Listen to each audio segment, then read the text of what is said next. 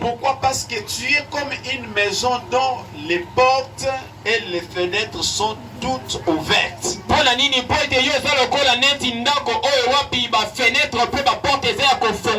le diable veut entrer dans la fenêtre de derrière, il entre facilement. Il va entrer dans la porte de derrière, il entre facilement. Parce qu'il est tellement malin. Il sait toujours où accéder. Voilà pourquoi jusqu'à ce jour il y a des chrétiens qui cherchent toujours des délivrances. Un chrétien ne peut pas s'éterniser dans les choses de délivrance.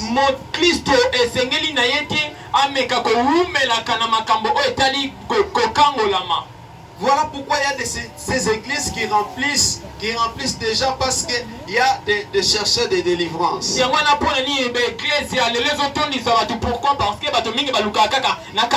Il y a des chercheurs de délivrance. Il y a des chercheurs de bénédiction. Bien-aimés dans le Seigneur, Christ et Jésus, nous sommes. En Christ et Jésus, nous sommes délivrés. En Christ et Jésus, nous sommes bénis. Bien-aimés dans le Seigneur, en Christ et Jésus, nous sommes bénis. Celui qui a Jésus-Christ dans sa vie, comme son Seigneur et Sauveur, c'est un homme ou une femme que Dieu a fait quitter dans la malédiction et l'a amené dans la bénédiction. Moi, je ne crois pas être dans la malédiction. Même si vous me maudissez,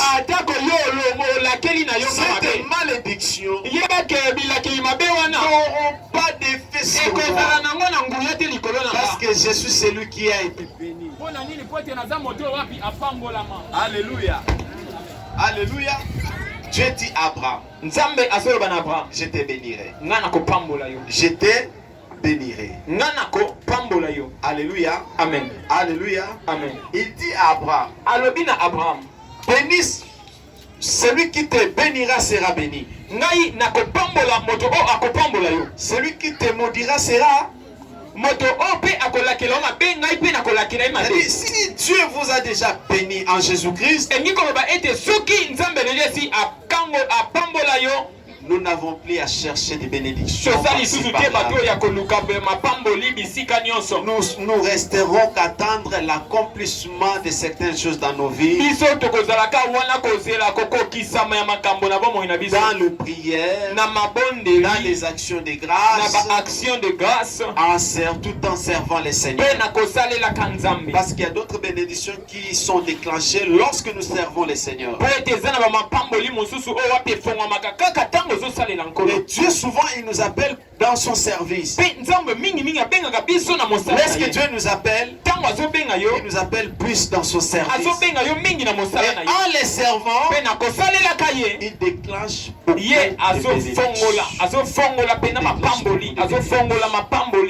Vous savez, si tu as beaucoup prié que tu n'as rien vu dans ta vie, la seule option qui te reste à faire, c'est d'entrer dans le service. C'est là, c'est par là que tu verras sa bénédiction. C'est par là que tu verras sa bénédiction. Tout dans les servants. C'est par là que tu verras même la délivrance. C'est par là même que tu auras un mari, une femme. C'est par là même que tu auras un travail. C'est par là même que Dieu va passer pour te visiter. Dans son service. Alléluia. Amen. Alléluia. Amen. Le Dieu juste qui nous délivre de toute oppression satanique. Alléluia. Vous savez, lorsque nous sommes justifiés, notre vie est dans la sécurité. La justice de Dieu, elle nous assure la sécurité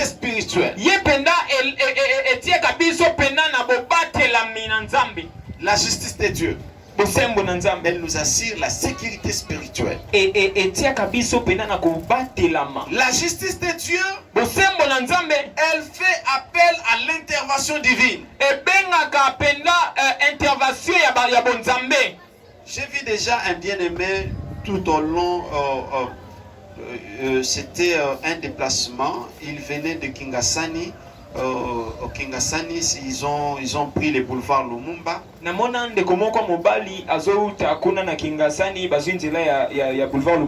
Et pendant qu'il roulait, il était dans un taxi. Le capot de devant s'est soulevé. Et les chauffeurs n'avaient plus la vision de l'avant. Normalement, c'est un accident. Alléluia. Et Dieu a fait grâce qu'ils se sont arrêtés normalement sans incident. Et il y a une maman qui était dans une autre voiture. Parce que c'est tout le monde qui criait, oh, attention, attention, vous allez faire l'accident. Et Dieu a fait grâce qu'ils se sont stationnés sans problème, sans incident. Alors Dieu a révélé à cette maman que si cette voiture n'a pas fait d'accident, c'est à cause de mon serviteur qui est dans cette voiture.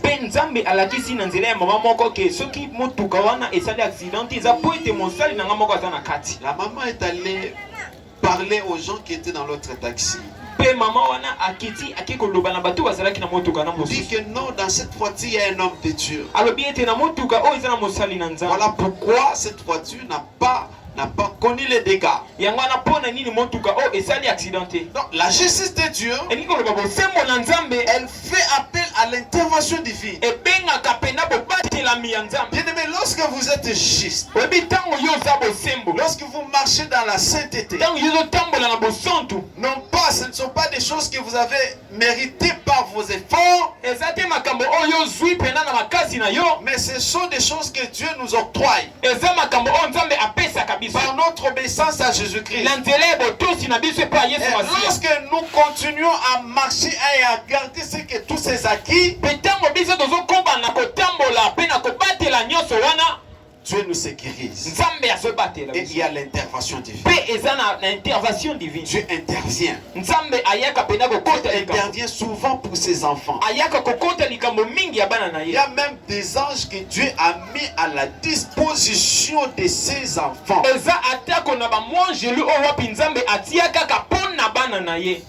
Un chrétien ne peut pas manquer de garde-corps. Nous avons des garde-corps que Dieu a donné. Dieu a affecté pour ses enfants. Quand vous cédez à la tentation, vous faites fuir les anges. Alléluia. Amen. Parce qu'ils ne supporteront jamais les péchés. Les péchés considérés comme quelque chose de sale devant la sainteté. Et quand vous péchez, les anges que Dieu a donnés pour votre sécurité, ils s'en vont.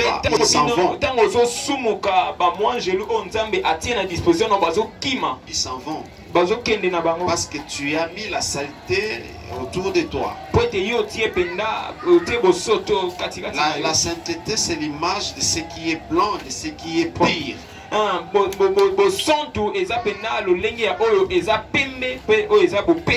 Pour terminer, la justice, elle nous prépare à la rencontre de notre Créateur.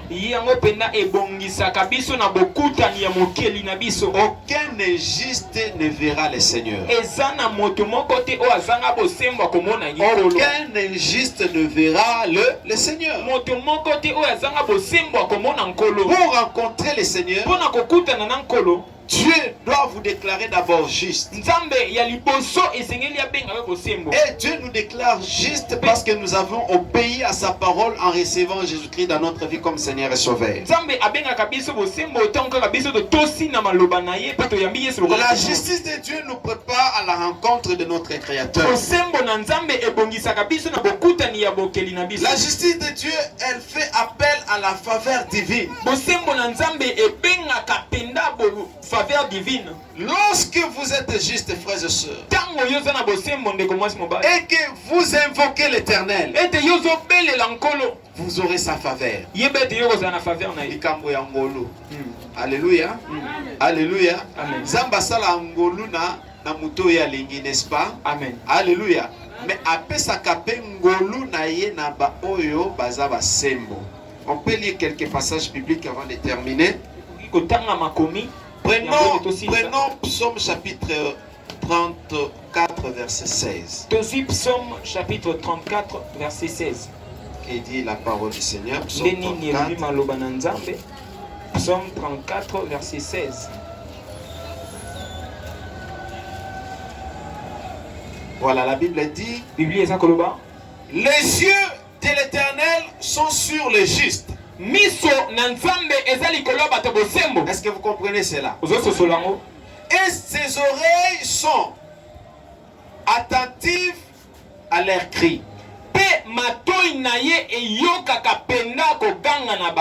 Donc, misu na nzambe ezalikolo ya ba juste bayenge bene na ye. Alléluia. Donc, quand vous gardez la justice de Dieu en vous, diba ke bisika nusuko kozala, bisika nusuko kotambola, misu na nzambe ezalikolo na yo. Alléluia. Amen. Psaume chapitre 37. Psaume chapitre 37, verset 25. Verset 25. La Bible dit ceci: j'ai été jeune,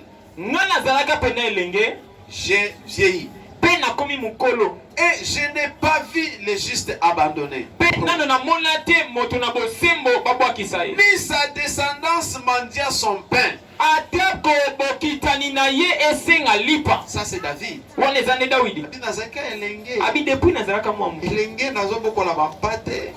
Nazokola na présence na Nzambe ti ndenge na kombi mubange bona na mona moenge benete abwakama. Nzambe abwakaka moenge benete. Alléluia. Nzambe abwakaka moenge benete. Et puis l'expérience à David a lobi même bana na ye bakoyi kolomba lomba lipa te. Non, si vous êtes juste aujourd'hui, sachez que même que bana na yo bako profiter na bolamu na Nzambe à cause ya boyenge bene na Nzambe wezakati na yo. Amen. Oui, mais dans d'autres églises, quand vous enseignez des choses pareilles, on vous dit bon, on est à fermement à kala. Oui, mais dans l'église, on se soutient aux autres makambo babité o ezaba la kisi ya kala. Alléluia. On vous dira que bon, ça ils a fermement à kala. On est à penda ba la kisi ya kala. On attend to linga to lendi sabato.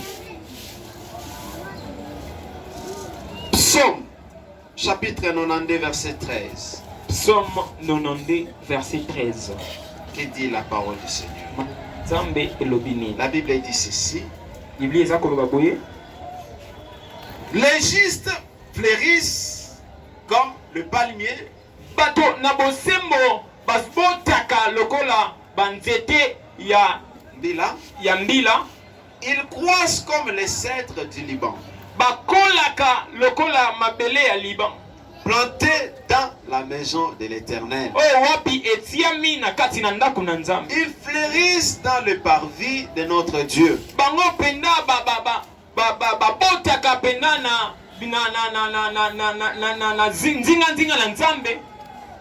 Alléluia. Amen. Matthieu chapitre 13, verset 43. Matthieu 13, verset 43. La Bible dit ceci: alors les justes resplendiront comme le soleil dans le royaume de leur Père.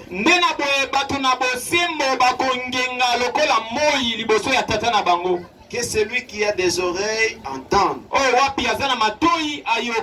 Bien-aimé dans le Seigneur, la justice de Dieu en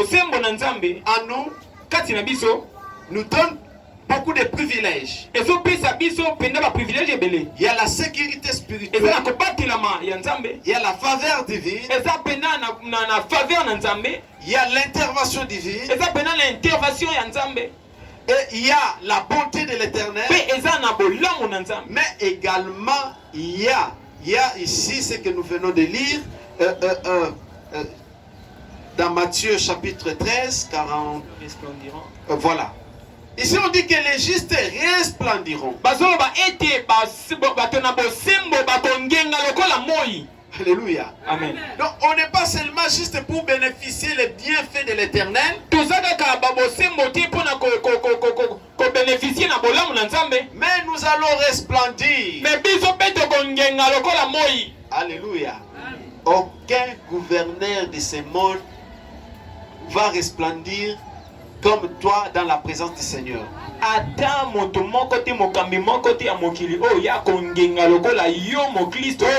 Aucun boss de ce monde resplendira ce jour-là dans la maison du Seigneur comme toi. Au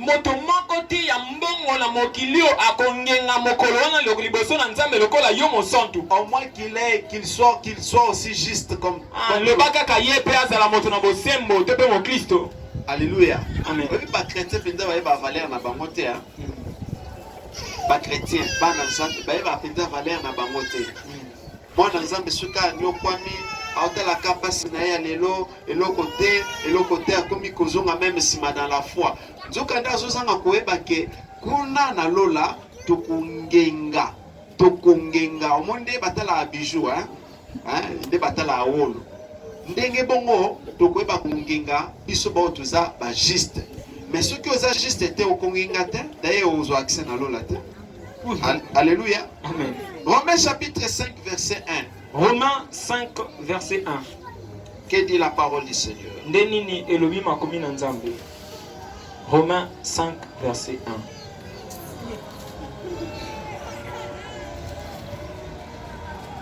Romains 5, 1, nous tendons déjà à la fin de notre prédication.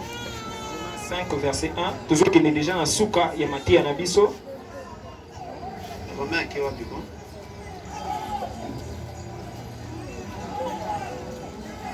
Voilà, Romains 5.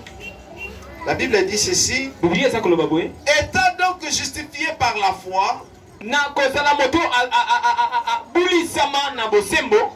nous avons la paix avec Dieu. Par notre Seigneur Jésus. Alléluia. Donc la justice de Dieu nous permet d'être en paix avec Dieu. Pour être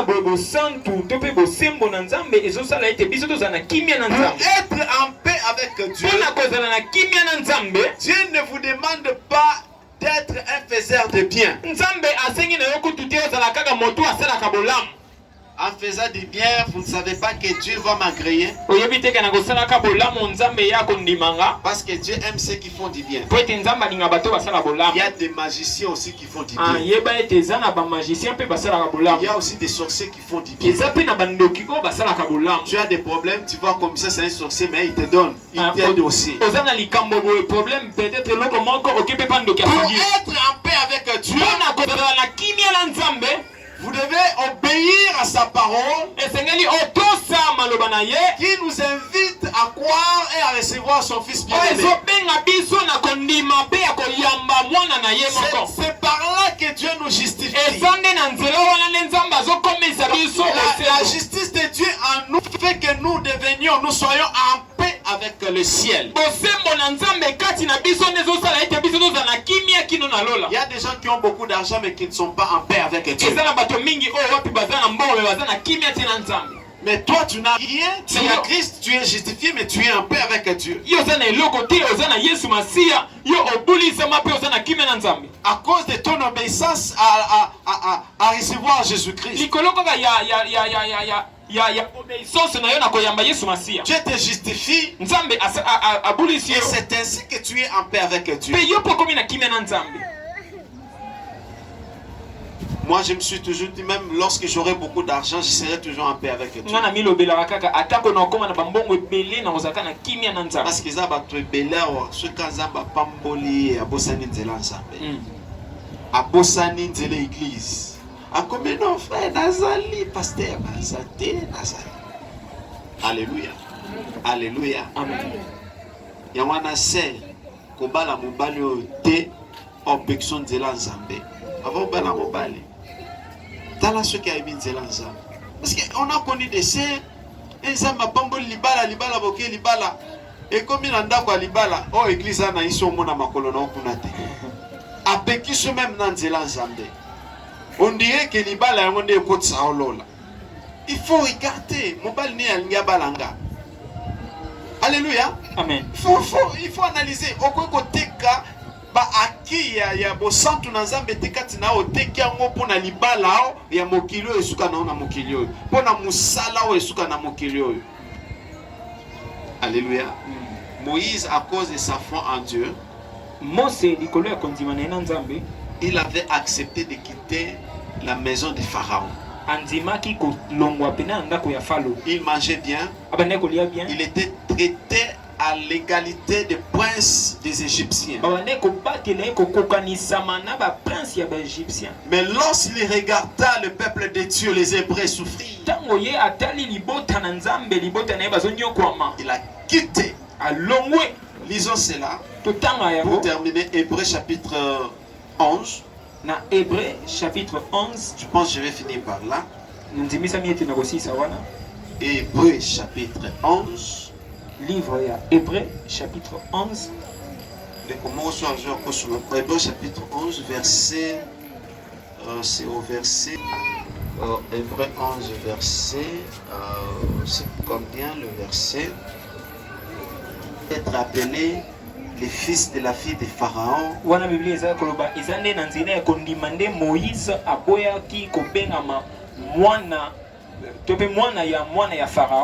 Alléluia.